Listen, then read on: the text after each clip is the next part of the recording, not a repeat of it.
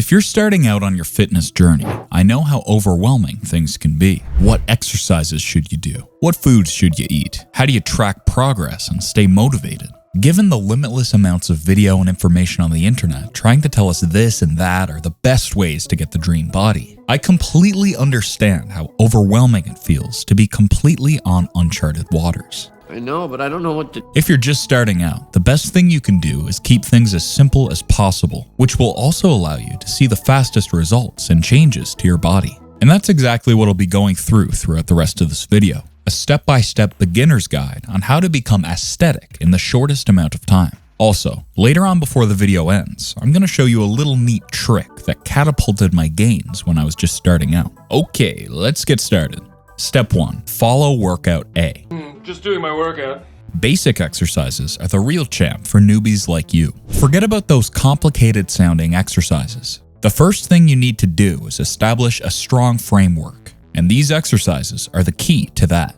For this program, you'll want to allocate 3 to 6 months to see significant results. Isolation moves are more advanced and should be reserved for a later date. You're still new to the whole bodybuilding thing, so you likely won't have any idea of which muscle you're actually trying to isolate to begin with if you jump right into isolation exercises. If there's one isolation that's great for beginners, it's the bicep curl. It's an essential movement pattern, not to mention a must-do exercise for sculpting bulging biceps. I have 2 sets of workouts for you, namely Workout Routine A and Workout Routine B. For Workout A, the muscles targeted are your chest, shoulders, and triceps. Number 1. Bench press. This exercise is among the most illustrious upper body compound exercises. Besides building muscle mass, the bench press, when done correctly, is great for improving total body strength as well. The traditional bench press primarily works your chest muscles, especially this part. Other muscles worked are your anterior deltoid, triceps, and muscles around your shoulder girdle.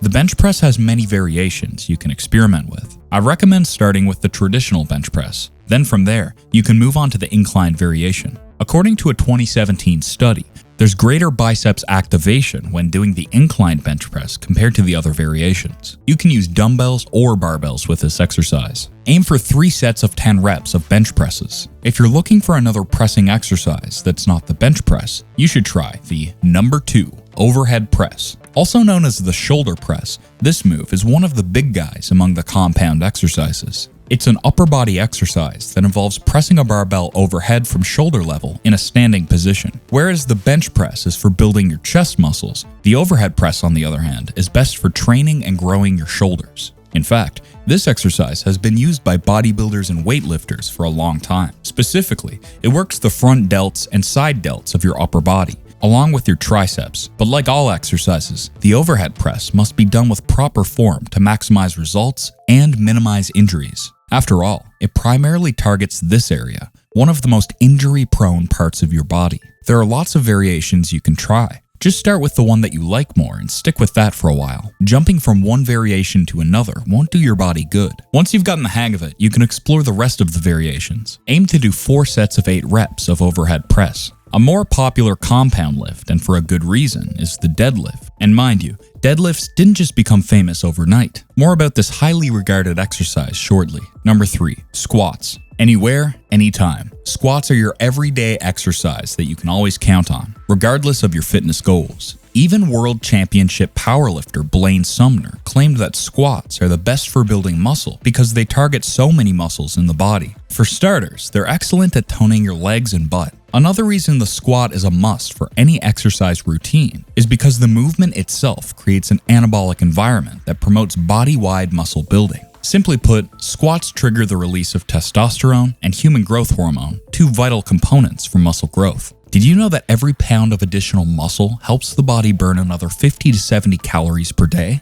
Yes, this means that the more muscle you grow, the greater the fat burns in your body. Aim to do 4 sets of 8 reps of squats. Also, when doing squats, make sure to keep your back straight all the time and don't suddenly increase the weight, especially if you're new to squatting with weights. By now, you may be wondering where the exercises for the triceps are. Actually, your triceps have already been covered. All those pushing movements needed from the bench press, the overhead press, and the squat stimulate your triceps as well. In other words, your triceps get enough exercise already with just those 3. And so, for now, Isolation exercises targeted for your triceps aren't necessary, at least not yet at your current fitness level.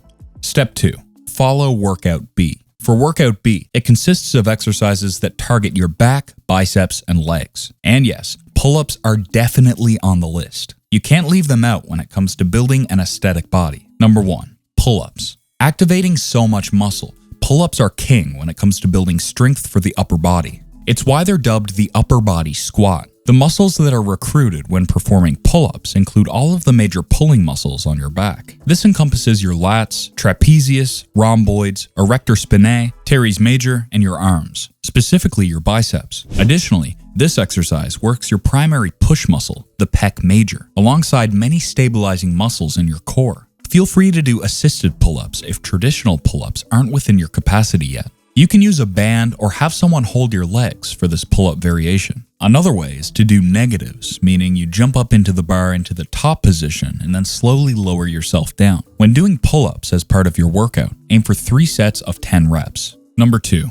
Deadlift. The deadlift is a phenomenal strength training exercise that offers several benefits such as increased muscle growth, improved functional strength, and enhanced athletic performance, to name some. This exercise involves hinging at your hips to lift a barbell, thus actively engaging your hip extensors and leg muscles. Not only does the deadlift increase muscle and strength, but it also strengthens the bones, according to research. Deadlifts are on the more advanced end. Therefore, it's not uncommon for people, especially beginners, to struggle. If this is the case, consider lifting the empty bar first. It's better to be safer and do things slowly than to do something that's clearly outside your capacity and injuring yourself in the process. For deadlifts, perform 4 sets of 8 reps. Now it's time to work your biceps, and one excellent way to get those muscles burning and growing is by doing bicep curls. Number 3. Bicep curl. The biceps aren't just there to show off your progress at the gym. These muscles play an important role in your daily activities and help in building arm and core strength. Hence, having toned and healthy biceps should be one of your priorities. As an isolation exercise, the bicep curl specifically engages your biceps to increase their muscle mass and strength and improve their functionality. Above all, bicep curls change your physique in amazing ways, giving you huge arms and more confidence to flex your body. A couple of reminders when doing bicep curls. First, always prioritize quality or form over quantity, number of reps. Second, don't swing around. Lastly, always be mindful of every step. Aim for 3 sets of 10 reps. Step 3. Bear in mind these few pointers. Number 1. Always track your workout. Use a notepad or a tracking app.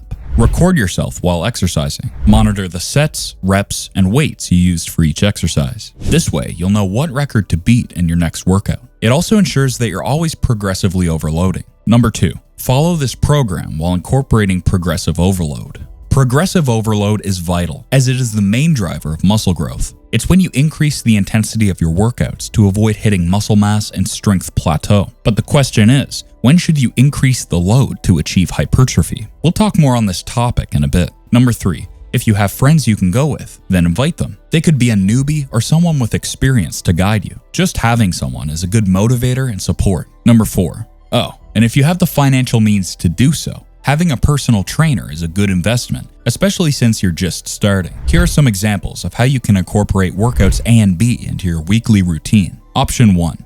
Day 1, Plan A. Day 2, Plan B. Day 3, rest.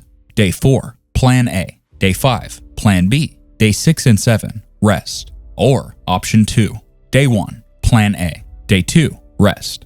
Day 3, Plan B. Day 4, rest. Day 5, Plan A. Day 6, rest, and Day 7, Plan B. Of course, feel free to arrange it however you want and whichever is most convenient for you.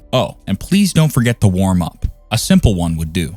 Step 4. Get your proteins. There's so much talk about macros versus micros, etc., but it actually just boils down to one thing: your protein intake. Protein is your most important nutrient for building an aesthetic body. The general guideline is to consume 0.8 grams to 1 gram of protein per 1 pound of body weight, or 1.8 grams to 2 grams of protein per 1 kilogram of body weight. From there, you should evenly distribute your protein between 3 to 5 meals per day. For skinny guys, bulking up is the key, and to bulk up, you need to achieve calorie surplus. On the other hand, if you want to lose weight, you need to have a caloric deficit. Focus on getting enough protein. That's the most important thing here.